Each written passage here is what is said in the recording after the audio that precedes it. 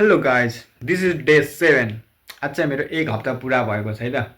अनि मेरो प्रोग्रेस भन्नाले मेरो चाहिँ रिसेन्टली डे 4 र अनि डे 6 को भिडियोमा चाहिँ डे 4 मा चाहिँ +100 अनि 6 मा चाहिँ +500 भ्युज पुगेछ है त।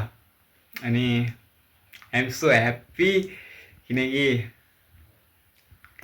त्यो भिडियोले मलाई एकदम इन्करेजमेन्ट दिएछ कि आई सुड डु होइन, किप गोइङ, गएपछि केही न केही हुन्छ होइन। सो मैले चाहिँ उसमा नि राखिदिन्छु सर र